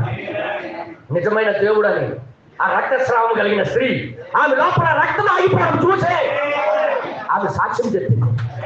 కొండ పట్టుకుని ఎత్తిన స్త్రీ ఆ కొండ వదిలేసి ఊర్లో పరిగెత్తింది. నేను చేసినవన్నీ చెప్పినోడికి చూడండి బెస్సే కాడాయా ఆపినోడికి తెలుసుకొని చెప్పింది. ఆమె జీవితంలో ప్రవహిస్తున్న దాంట్లో ఆపాడు ఆయన.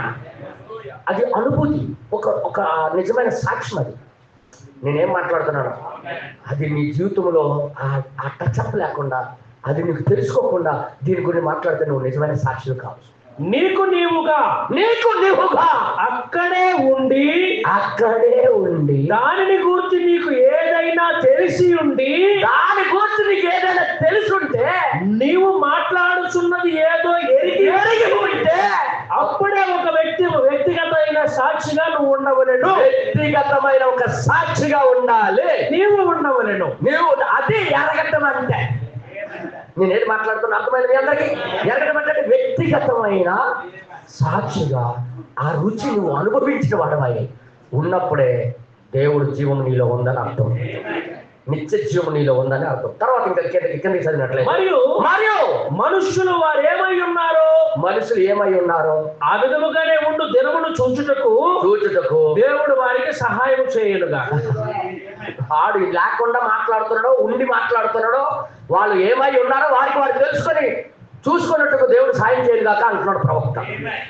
లేకుండానే సాక్ష్యం చెప్తున్నాడా, ఉండి సాక్ష్యం చెప్తున్నాడా అనేది ఖచ్చితంగా తెలిసి ఉండాలి. అయితే నెక్స్ట్ తర్వాత ఇంకేమంటారు మీకు తెలుసు.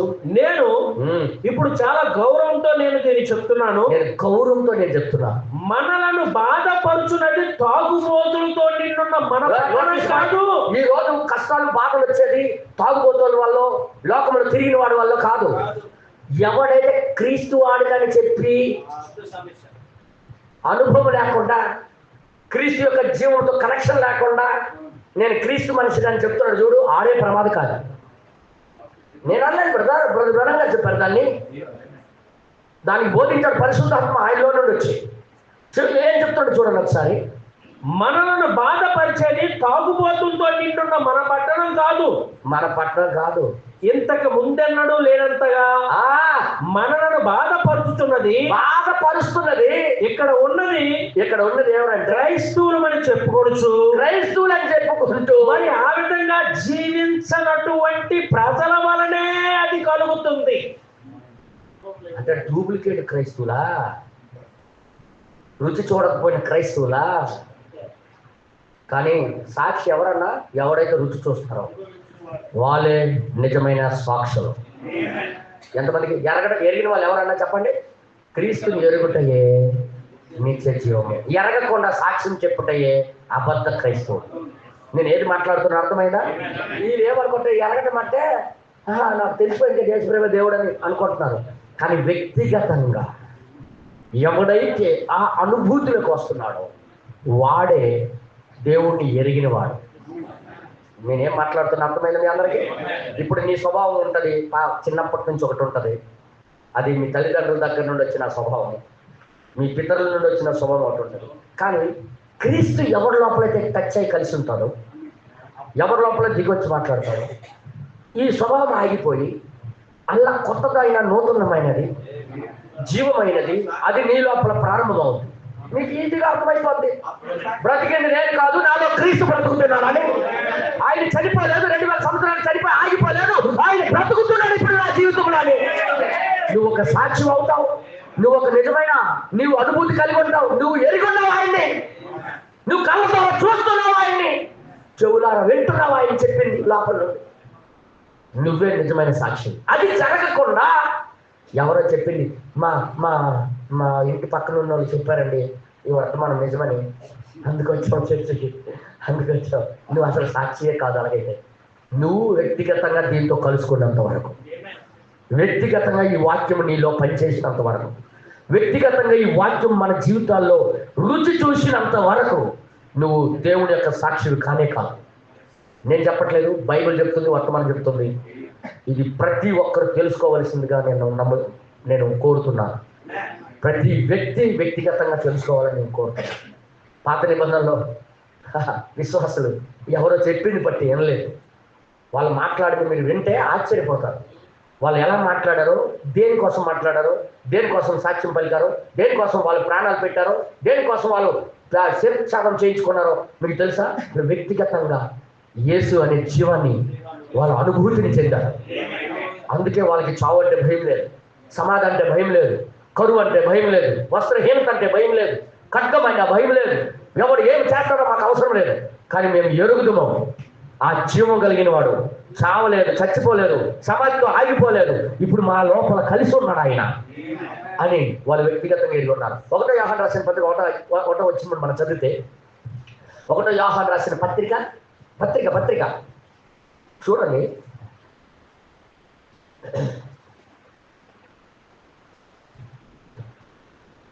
జీవవాక్యమును కూర్చున్నది. ఏంటంటే వాళ్ళు ఎలా సాక్షి చెప్తారు చూడండి. జీవవాక్యం కూర్చున్నది, ఆది నుండి ఏది ఉండెనో, మేమేది వింటిమో, ఏదైతే మేము విన్నామో, ఎవరో చెప్పింది కాదు, వీళ్ళు విన్నారు. చెవులారా ఏది విన్నామో, కన్నులారా ఏది చూచితిమో, అరే ఎవరో చెప్పింది కాదరా, మేము కళ్ళ ద్వారా చూసాం ఆ జీవాన్ని. నువ్వు కూడా ఏం చేయాలంటే, నువ్వు కళ్ళ ద్వారా నీ జీవితాన్ని నువ్వు చూడాలా, ఆయన జీవాన్ని నువ్వు కూడా చూడాలా, నువ్వు వినాలా, నువ్వు తాకాలా. ఏమంటారు చూడండి ఒకసారి. ఏది నిదానించి కనుగొంటిమో, కనుగొన్నామో, మా చేతులు దేని ఏదైతే మేము ముట్టుకొని పట్టుకొని చూసామో అదే మీకు తెలియదు. ఇది ఎవరో చెప్పింది కాదు కదా, ఇది ఎవరో చెప్పింది విని చెప్పట్లేదు. వీళ్ళు వారి జీవితాల్లో టచ్ అయిపోయిన దాన్ని, వారి జీవితాల్లో దాన్ని ఏదైతే ముట్టుకుంటున్నారో, రోజు టచ్ చేస్తున్నారు, ఏది రోజు వింటున్నారో అదే మాట్లాడుతున్నారు. ఆయన అదన్నా ఎరగటం అంటే, క్రీస్తుని ఎరిగిన వాడే నిత్య జీవం అంటే పుసుక్కుని అనుకోవడం. పుసుక్కుని మేము నమ్మేశామని మాకు నిశ్చితం ఉంది, పుసుక్కుని అంత తేలిక. 3.5 సంవత్సరాలు శిష్యులకే అర్థం కాలేదు అది. ఆయన వెనకాల తిరిగి అది వచ్చినంత వరకు, టచ్ అయినంత వరకు, జీవితంలో వ్యక్తిగతంగా మీ లోపలికి వచ్చినంత వరకు బయటకు వెళ్ళడానికి వీల్లేదు. పూర్తి గంటల వరకు సాక్షులుగా ఉండాలంటే ముందు టచ్ అవ్వాలా, ముందు మీరు చూడాలి, మీరు రుచి చూడాలి, మీ లోపల అది కథలాగా మీరు గమనించగలిగి ఉండాలా. మీరు కాదు బ్రతికింది, మీ లోపల నేను బ్రతుకుతున్నానని మీరు చూడగలిగి ఉండాలా. అది జరిగినంత వరకు ఒక నిజమైన క్రైస్తవుడు నువ్వు కాదని దేవుడి దగ్గర ఒప్పుకోక తప్పదు. నువ్వు నోటు ద్వారా ఒప్పుకోవచ్చు ఇది నిజమని, కానీ నీ జీవితం వేరేగా చెప్తుంటుంది. ఏదో నేను మాట్లాడుతున్నా, నీ సాక్ష్యం వేరేదో చెప్తుంటుంది, నీ నడత వేరేది చూపిస్తుంటుంది. కానీ వ్యక్తిగతంగా ఇది చూసిన వాడికి అది కూడా వాక్యానుసారంగా ఉంటుంది. నేనేం మాట్లాడుతున్నాను అర్థమవుతుంది. ఆ జీవము ప్రత్యక్షమాయను, మాకు బయలుపరచబడిందే. తండ్రి యొద్ద ఉండి మాకు ప్రత్యక్షమై మాకు బయలుపాటు అయ్యిందే. ఆ నిత్య జీవమును మేము చూసి ఆ జీవమును గురించి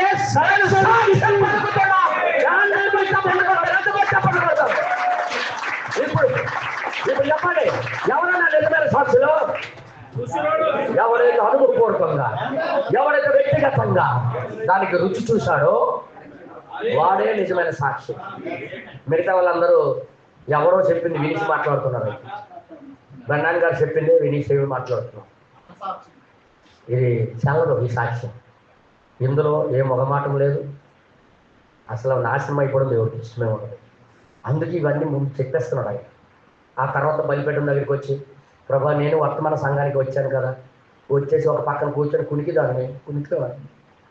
ఏడు చెప్పారు మాకు అర్థం లేదు.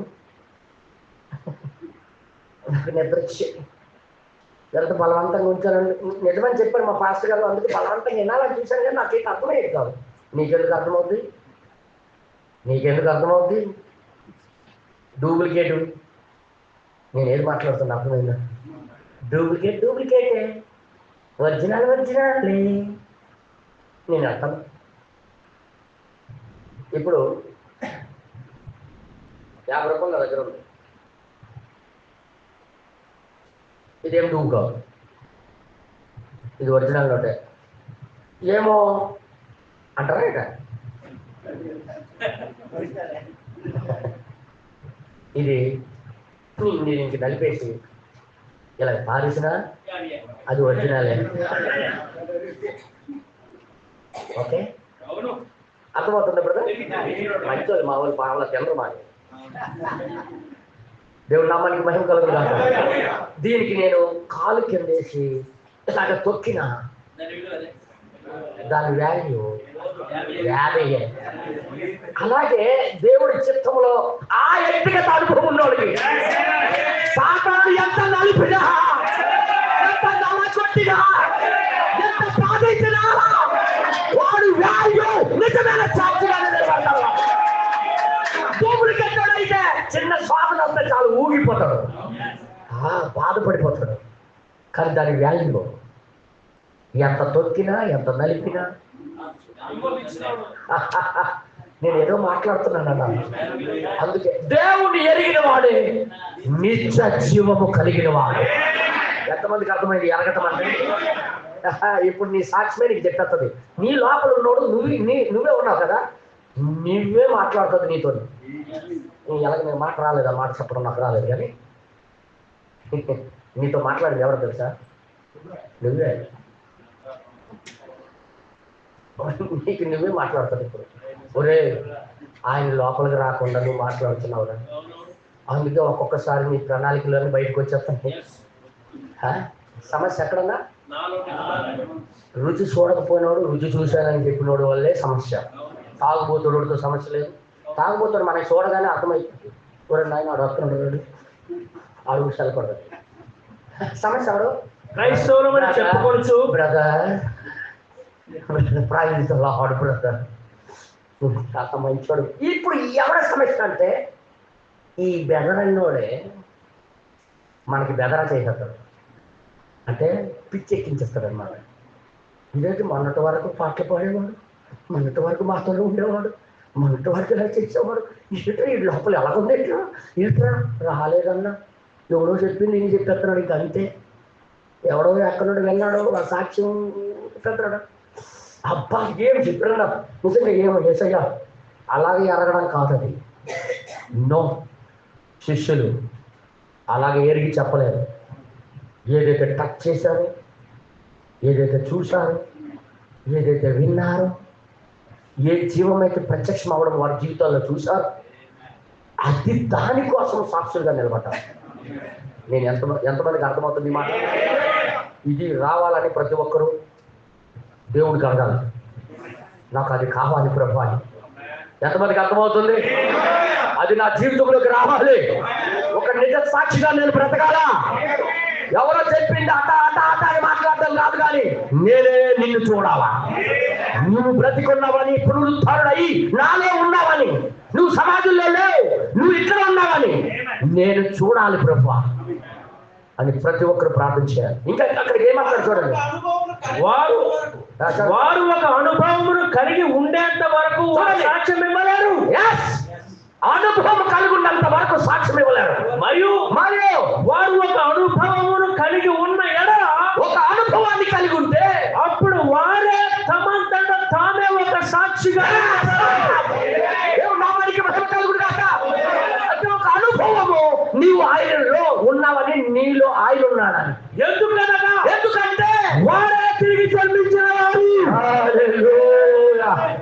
నామానికి మహిమ కలుగును గాక.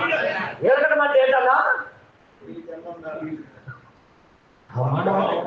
అమ్మో, లేకపోతే ఆయన వచ్చాడని రావడము, లేకపోతే ఆమె వచ్చిందని ఈయన రావడము. ఇంటికి వెళ్ళి అడగండి, మీకు ఏంటి అర్థమైంది ఈరోజు వర్తమానం అని అడగండి ప్లీజ్. చెప్పు తీసి మీ ఆవిడ కొట్టేస్తుందంటే నేను చెప్పలేను, కానీ అడుగు భయపడకుండా. ఏం అర్థమైంది ఈరోజు, దేవుడు ఏం ఆశిస్తున్నాడు? ఆడపిల్లలారా, మగవాళ్ళకి అడగొద్దని కాదు, మీ ఆయనకి మీరు అడగండి, మీరు మీ ఆవిడకి మీరు అడగండి. అడుగుతారా? ఒక్కడెత్తాడు చెయ్య, మిగతా వాడు భయం వేసేస్తుంది, నాకు అర్థమైపోతుంది. అడగండి, ఏంటి నీకు అర్థమైంది ఎరగడం అంటే అని అడగండి. వాళ్ళు ఎంత అవగాహన చేసుకున్నారో చెప్తారు కదా. అడుగుతారా? అడుగుతారా? అడుగుతారా? అడగండి. నువ్వు అలాగ అడిగావంటే మా అమ్మాయి ఇంటికి వెళ్ళిపోతానంటే నువ్వేం చేయాలి తెలుసా? చక్కగా పెట్టి అలాగ సర్ది గాడ్ బ్లెస్ యూ, ఇప్పుడు నాకు ఖర్చు తగ్గిపోతుంది వెళ్ళిపోయా అన్నారు. అలాగ అనడానికి, ఇలాగ అనడానికి మూతి మీద మీసాలు ఉండాలి. పౌరుషం, పౌరుషం అంటే దాని అర్థం పౌరుషం, రోషం, దేవుడు వల్లే రోషం. ఆమె నాశనం అవ్వకూడదనే కూడా రోషం, ఆమె కూడా పరలోకానికి రావాలనే రోషం, ఆమె కూడా నశించిపోకూడదనే రోషం, ఆయన కూడా నశించిపోకూడదనే రోషం. ఆడల్లో ఉండాలా, మగల్లో ఉండాలా? అప్పుడే జరుగుతుంది. ఏదో విన్నాను కానీ ఏదేంటో అన్నారు ఆయన. అంటే అది డూప్లికేట్ నీ వెనకాల వస్తుంది కానీ నిజమైనది కాదు, నిజమైనడు కాదు. ఇద్దరికి అంటున్నాను నేను, నన్ను క్షమించండి అన్నందుకు.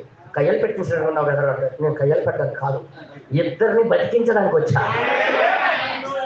నేను కయ్యాలు పెట్టడానికి కాదు, ఇద్దరిని కాపాడాలని ప్రయత్నం చేస్తున్నాను. నేను ఇద్దరిని రక్షించాలని నా ఉద్దేశం. అడగడానికి కూడా ధైర్యం ఉండాలా,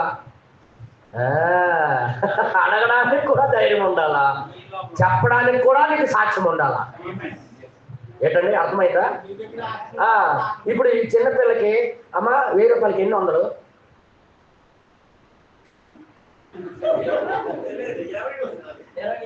లేదు, ఇప్పుడు చూడలేదు. ఇప్పుడు 1000 రూపాయలకి ఎన్ని వందలు అంటే ఆ పిల్లకే తెలుస్తుంది. అలాగే అడగకపోయిన దానికి అడిగితే ఏం చెప్తుందన్నా? ఈ రోజు వర్తమానంలో ఉన్న జీవం కోసం నువ్వు ప్రచారం చేయాలంటే, చెప్పాలంటే నువ్వే అడగకపోతే నువ్వేం చెప్తావన్నా? నువ్వేం చెప్తావు చేస్తా? 1000 రూపాయలకి ఎన్ని వందలు అంటే మా పాప అమ్మా తల్లి 1000 రూపాయలకి ఎన్ని వందలమ్మా? చూసా ఏదో భాష మాట్లాడుతున్నాడు, ఏదో వేరే భాష. ఆమెకి అది అన్ని భాషలాగా ఉంది. అలాగే ఈ వర్తమానం అడుగుతున్న దాన్ని నీకు అడుగుతున్నప్పుడు నువ్వు చెప్పలేకపోతున్నావు అనుకో, నీకు ఇది ఒక అన్య భాష. అర్థమవుతుందా? అందుకే చిత్తములో లేని వాడికి ఇది ఒక అన్య భాష. ఎరగటం అంటే వాడికి ఏమనుకుంటున్నాడంటే తెలుసుకోవడం కాదు, యేసుప్రభువే దేవుడు అని తెలుసుకోవడం కాదు అనుకుంటున్నాడు. నో, వ్యక్తిగతంగా అనే ఒక అనుభవం, వ్యక్తిగతమైన ఒక అనుభవం, దేవుడితో నీకున్న వ్యక్తిగతమైన అనుభవం, ఆయనకు రుచి చూచటే ఎరుగుతా. దేవుడు నామానికి మహిమ కలుగును గాక. ఎంతమందికి అర్థమవుతుంది బ్రదర్? ఈ రోజు మనకి ఏం కోరుతున్నాడంటే దేవుడు నిజమైన సాక్షులుగా ఉన్నవాడే నిజమైన క్రైస్తవుడు, వారి ద్వారా నేను బయలుపరచబడతానని దేవుని యొక్క ఉద్దేశం. నేను ఎంతవరకు మాట్లాడే ఉద్దేశం ఏంటి తెలుసా? దీనికోసమే. ఒక్క మాటలో నుండి ఎంత వర్తమానం వస్తుంది, ఒక్కటే తీసుకున్నాం కదన్నా. అది ఏంటి అనుకున్నారు? అది నిధి యొక్క పెట్టి, అది తెరుస్తుంటే తీస్తుంటే వస్తూనే ఉంటాయి. ఈ అపోస్తలుడు బయటికి వెళ్ళి ఏం చేస్తున్నారు? సరైన సాక్షులుగా ఉండుటకు ముందు, సరైన సాక్షులుగా ఉండడానికి ముందు వారు దేన్ని గూర్చి సాక్షులుగా ఉన్నారు, సాక్షులుగా దాన్ని గూర్చిన అనుభవం వారికి ఉండవలనని యేసుకు బాగా తెలియను. అనుభవం లేకుండా వెళ్తే తాపులు తినేస్తారు, ఏదో బాధ వస్తే పారిపోతారు. అందుకే ఎదురు చూడండి, వ్యక్తిగతమైన అనుభవం వచ్చినంత వరకు. ఈ రోజు రాత్రి నాకు కూడా ఒక వ్యక్తిగతమైన అనుభవం నాకు కావాలని ఎంతమంది ఆశిస్తున్నారు? కొంతమంది చెయ్యి వాళ్ళు ఎత్తుతా నేను ఎత్తుతానని చూస్తున్నారు. మీకు అర్థం కాలేదు. ఇది ఏదో నేనేం చెప్పాను మీకు అర్థం కాలేదు. ఎంతమంది ఆ వ్యక్తిగత అనుభవం కావాలనుకుంటున్నాడు? యథార్థంగా దేవుడు చూస్తున్నాడు ఈరోజు. మనకి కావాలా లేదా? లేకపోతే మన మాటలు చల్లవు, మన సాక్ష్యాలు చల్లవు, మన సంఘానికి రావడం చల్లదు, మనం దేవుడి దగ్గరికి వచ్చి ప్రార్థన చేసిన ప్రార్థనలు చల్లవు.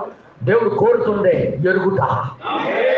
ఇది నాకు కావాలి ప్రభు అని ఎంతమంది నిలబడతారో లేచి నిలబడి ప్రార్థన చేయాలని కోరుతున్నాను. ఓ ప్రభు, హల్లెలూయా, హల్లెలూయా. ఓ ప్రభు, నువ్వు మాట్లాడే దేవుడు అయ్యా. ఇందులో ఏ మొగమాటం లేదు నాయన. ఇది ఖచ్చితంగా ప్రతి ఒక్కరు వ్యక్తిగతమైన అనుభవం మేము కలిగి ఉండేటప్పుడే నీకు మేము సాక్షులు అవుతాం. మా దేవ, ఇదే లోపము సంఘాల్లో కనబడుతున్నాయి, వ్యక్తిగతమైన జీవితాల్లో కనబడుతున్నాయి. ప్రభా, నువ్వు సూటిగా మాట్లాడావయ్యా, సూటిగా మాకు చూపిస్తున్నావు ప్రభా, సూటిగా నువ్వు ఒక మాట లేకుండా మాట్లాడుకున్నావు ప్రభా. ఏ ప్రభు, నీకే స్తోత్రము నాయనా. వ్యక్తిగతమైన అనుభవం మాకు అవసరమని, ఓ ఏకాంతంగా నీతో ఉన్న బంధము మాకు అవసరమని దేవానికి స్తోత్రము. హల్లెలూయా, హల్లెలూయా, హల్లెలూయా. ఓ తండ్రి నీకు స్తోత్రము. హల్లెలూయా, హల్లెలూయా, హల్లెలూయా.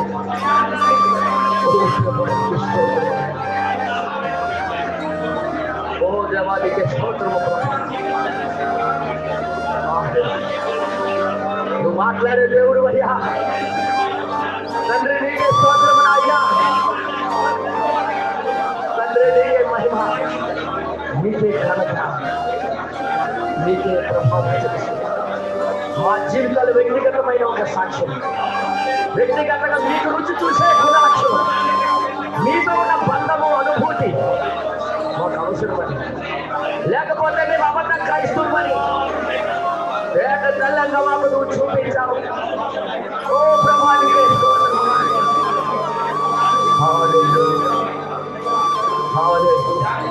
నాకు అది కావాలయ్యా. అయ్యా, ఎవరేమనుకునే నాకు అవసరం లేదు. అది నా జీవితానికి అవసరం ప్రభు. నేను అవసరానికి రావాలంటే అది నాకు అవసరం ప్రభు. అయ్యా, ఆ అనుభూతి, ఆ అనుభవం కావాలి. ఓ ప్రభానికి హల్లెలూయా, హల్లెలూయా. ఓ తండ్రి నీకే స్తోత్రము, తండ్రి నీకే స్తోత్రము. హల్లెలూయా. ప్రభా, నీకే మహిమ, నీకే ఘనత, నీకే మహిమ చెల్లిస్తుంది. హల్లెలూయా.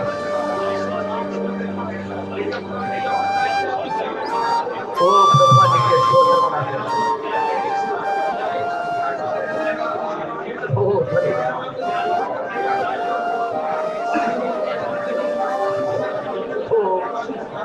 ఎన్ని మాట్లాడినా లెక్కలు రావు ప్రభా. ఎన్ని మా బయటికి చెప్పిన ప్రయోజనానికి రావు. కానీ వ్యక్తిగతమైన నీతో బంధము, నీకు ఎరుగుట లేకపోతే మా మాటలని చల్లవు, మా సాక్ష్యాలు చల్లవు, మా పాటలు చల్లవు, మా మాటలు చల్లవు, మా జీవితాలు చల్లవు. ఓ తండ్రి నీకే స్తోత్రము. ఓ తండ్రి నీకే మహిమ, నీకే ఘనత, నీకే ప్రభావం చెల్లిస్తున్నాం. హల్లెలూయా. ఓ ప్రభా, నీకే స్తోత్రము. మన మధ్యలో హోషేయ బ్రదర్ వచ్చి ప్రార్థన చేస్తారు. ఏకీభవిద్దాం. హోషేయ ముందుకు వచ్చి ప్రార్థన చేయవలసిందిగా కోరుతున్నాము. ఎత్తబడిన వర్తమానం ప్రతి జీవితంలో అది నాటింపబడటము, అది చెప్పినట్టుగా లోబడ్డదానికి ప్రార్థన చేయాల్సిందిగా కోరుతున్నాం.